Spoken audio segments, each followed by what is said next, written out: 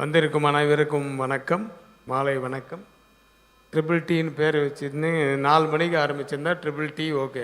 Correct sir. 9 மணிக்கு tea time முடிச்சு.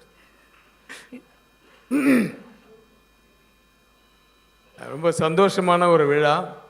அநேகமாக அடுத்த படத்தினுடைய சக்ஸஸ் மீட்டில் வந்து இந்த ஸ்டேஜ் இந்த ஹோட்டல்லாம் பத்தாது, பெரிய கிரவுண்டில் தான் வைக்கணும். ஏன்னா இப்போவே பாதி தமிழ் இண்டஸ்ட்ரியாக வளைச்சி போட்டார் நம்ம கண்ணன் ரவி சார். அதாவது எப்படி ஒரு ஹாஸ்பிட்டாலிட்டின்றது, நான் வந்து என் ஃபேமிலியோடு நான் துபாய் போயிருந்தேன். நான் என் சிஸ்டர் ஹஸ்பண்ட்ஸ் எல்லோரும். என்னை ஏர்போர்ட்டில் பார்த்தவங்க யாரோ வந்து அவருக்கு சொல்லி அவர் என் நம்பரை போட்டு அங்கே பிடிச்சி வாங்க ஒரே ஒரு லஞ்சுக்கு வாங்கன்னாரு.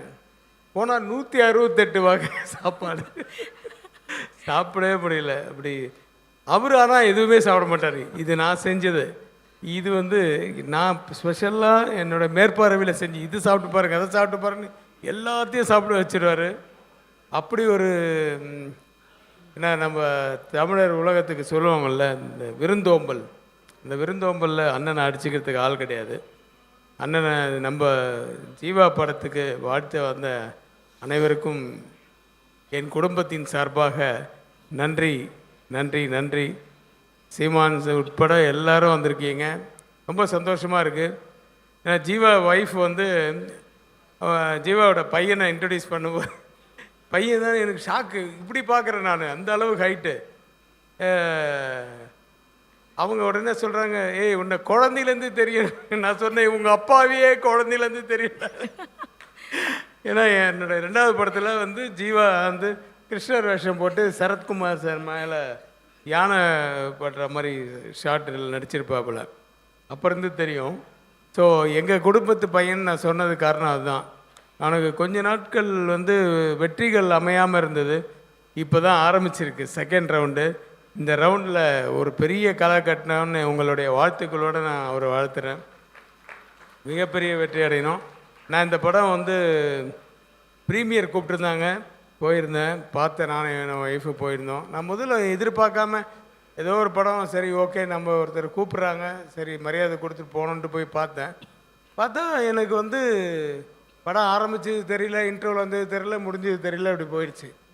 1 hour 55 minutes ஒன்று தான், 2 hours தான் படமே. பட் வந்து கான்செப்ட் வந்து ரொம்ப டிஃப்ரெண்ட்டான கான்செப்ட். இப்போ தான் நம்ம செல்வமணி சார்கிட்ட சொல்லிகிட்டு இருந்தேன். ஸோ இப்போல்லாம் வந்து படங்கள் எப்படி வருதுன்னா சின்ன ஒரு கான்செப்ட் எடுத்துக்கிட்டு அதை வந்து ஸ்க்ரீன் பிளே டெல்லிங் ரொம்ப இன்ட்ரெஸ்டிங்காக கொடுத்தீங்கன்னா அந்த படம் வெற்றி அடையும். அந்த சூசகமெல்லாம் வந்து ஜீவா நல்லா இன்றைக்கி என்ன ட்ரெண்டில் இருக்குன்றது தெரிஞ்சு வச்சுக்கிட்டு அப்படி ஒரு டைரக்டரையும் அப்படி ஒரு கதையும் செலக்ட் பண்ணி இதில் பண்ணியிருக்காரு. அவரோட பண்ண அந்த அவருக்கு அந்த இந்த டைரக்டருக்கு வந்து 2வது படம்னு சொன்னாங்க. அது தெரியவே இல்லை. எல்லாருக்கிட்டையும் வேலை வாங்கினதுலேருந்து அந்த படத்தினுடைய தொய்வு இல்லாமல் எடுத்துகிட்டு போன விதம் எல்லாமே வந்து ரொம்ப நல்லா இருந்தது. வாழ்த்துக்கள் டைரக்டர் சார். அப்புறம் கண்ணன் ரவி சார் பற்றி அதுக்கு மேலே சார் சீக்கிரமே 1 by 1 நீங்கள் இனிமேல் துபாய்க்கு போக முடியாது. எவ்வளோ பூஜை இருக்குது, எவ்வளோ ரிலீஸ் இருக்குது, எவ்வளோ சக்ஸஸ் மீட்ஸ் இருக்குது, இதெல்லாம் அட்டன் பண்ணுறதுக்கு இல்லை. ஏன்னா அவ்வளோ தமிழ் படங்கள் எடுத்துகிட்ருக்காரு. ரொம்ப ரொம்ப ரொம்ப சந்தோஷமாக இருக்குது. எங்கள் குடும்பத்தில் நீங்களும் ஐக்கியமானதுக்கு என்னுடைய வாழ்த்துக்கள். நீங்கள் மென்மேலும் வளர வேண்டும், உங்கள் மனம் போல் எல்லாம் அமைய இறைவனை வேண்டி வாழ்த்துகிறேன். நன்றி, வணக்கம். அனைவருக்கும் வணக்கம். தமிழ் சினிமாவோட புது வரவா நல்வரவா கண்ணன் ரவி வந்திருக்காங்க. உங்களுக்கு தென்னிந்திய திரைப்பட தொழிலாளர் சம்மேளனத்தின் சார்பில் எங்களுடைய வாழ்த்துக்களை தெரிவிச்சுக்கிறோம். நீங்கள் வந்து நிறைய தொழிலாளர்களுக்கு வாழ்க்கை கொடுக்க போகிறீங்க. இன்றைக்கி ஏறக்குறைய பார்த்தா நிறைய டைரக்டர்ஸ் இங்கே வந்திருக்காங்க. இவங்க இவ்வளோ நாள் துபாயில் இருந்தாங்க, இப்போ வந்து இங்கே வந்திருக்காங்க. அதனால் இப்போ நீங்கள் நல்ல இடத்துல உட்காந்துருக்கீங்க. உங்கள் பக்கத்தில் உட்காந்துருக்க சௌத்ரி சார் ஒரு 50 டைரக்டர் இன்ட்ரடியூஸ் பண்ணார். 100 இல்லை 50 டைரக்டர்ஸ் இன்ட்ரடியூஸ் பண்ணியிருக்கேன்.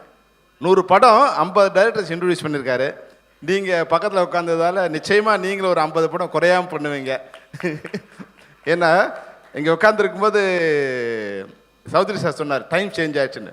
உடனே சீமான் ரொம்ப சந்தோஷமாக திரும்பினார், நாங்கள் டைம் சேஞ்ச் ஆகிடுச்சான்னு. இல்லைப்பா பையனோட டைம் சேஞ்ச் ஆயிருக்கு. அப்படி உண்மையாக தமிழ் சினிமாவோட டைம் சேஞ்ச் ஆயிருக்கு சார். அதாவது கடந்த வருடத்தில் வந்து முடியிறப்போ வந்து சிறைன்னு ஒரு படம் வந்து மிகப்பெரிய வெற்றி அடைஞ்சிருக்கு. மிகப்பெரிய 25வது வருஷத்தில் மிகப்பெரிய வெற்றி அடைஞ்சிருக்கு. 26வது வருஷம் தொடக்கம் கூட வந்து பெரிய படங்கள்லாம் இல்லாமல் இந்த சின்ன படம், சின்னதாக ரவிக்குமார் சொன்ன மாதிரி எந்த எதிர்பார்ப்பும் இல்லாமல் ஒரு சின்ன படம் வந்து இது வந்து மிகப்பெரிய வெற்றி அடைஞ்சிருக்கு. இது வந்து தமிழ் சினிமாவுக்கு ஒரு நல்ல தொடக்கம். அதுவும் கண்ணன் ரவி வந்து என்னென்னா பெரிய ஆர்டிஸ்ட், இதெல்லாம் இல்லை, முதல்ல கதையை சொல்லுங்கள், அது எனக்கு பிடிச்சிருந்தா நான் வந்து படம் பண்ணுறேன்னு சொல்கிறது. தமிழ் சினிமாவில் வந்து 30 வருஷத்துக்கு அப்புறம் ஒரு தயாரிப்பாளர் கதையை கேட்டு கதை பிடிச்சா படம் பண்ணுறங்கிறது வந்து நீங்கள் சௌத்ரி சார் பக்கத்தில் உட்காந்துருக்கீங்க.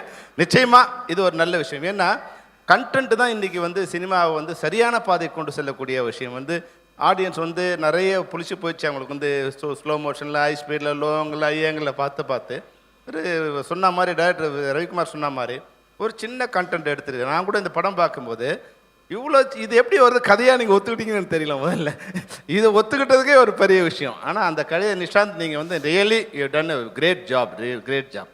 அது வந்து ஒரு சீனும் ஒரு கேரக்டரும் அதுதான் இப்போ தமிழ் சினிமாவில் ஒரு புதுசான விஷயம்.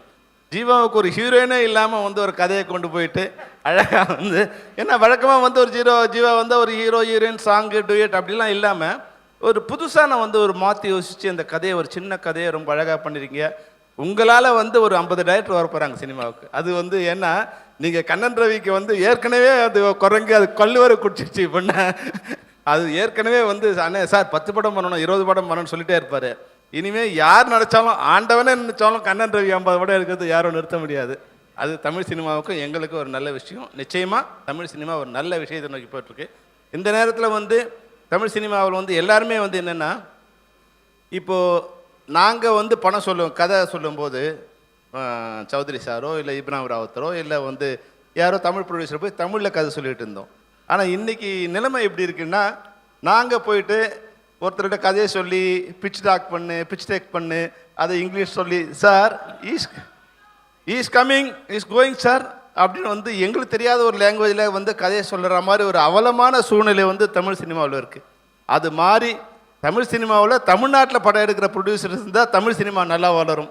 அதுதான் இப்போ நாங்கள் கற்றுக்கிட்ட விஷயம். ஏன்னா இப்போ உண்மையாகவே எங்களுக்கு ஒரு வருத்தமான இதுலேருந்து நாங்கள் மாற ஒரு நல்ல சுச்சுவேஷன் ஏற்பட்டிருக்கு. ஏன்னா நம்ம தமிழ் சினிமாவில் இனிமேல் வரும்போது நம்ம ரிலீஸ் செய்தியை நாம் டிசைட் பண்ணுற மாதிரி ஒரு நிலைமை வந்தால் நல்லாயிருக்கும். நம்ம ரிலீஸ் செய்தியை பாம்பேலையும் அமெரிக்காவிலும் டிசைட் பண்ணக்கூடிய ஒரு மோசமான நிலைமை வந்துடக்கூடாது. நீங்கள் இப்போ உங்களோட பட்ஜெட்டில் திரையரங்கம், ஓடிடி, சேட்டலைட்டு, எஃப்எம்எஸ்னு இல்லாததெல்லாம் கற்பனை பண்ணி 100 ரூபாய்க்கு எடுக்க வேண்டிய படத்தை 400-500 ரூபாய்க்கு எடுத்து அவங்களாம் நம்ம படத்தை வாங்கின பிறகு ரிலீஸ் பண்ணணும்னு நினச்சா இப்போ ஒரு 300-400 படம் படம் ரெடியாகி நிற்குது.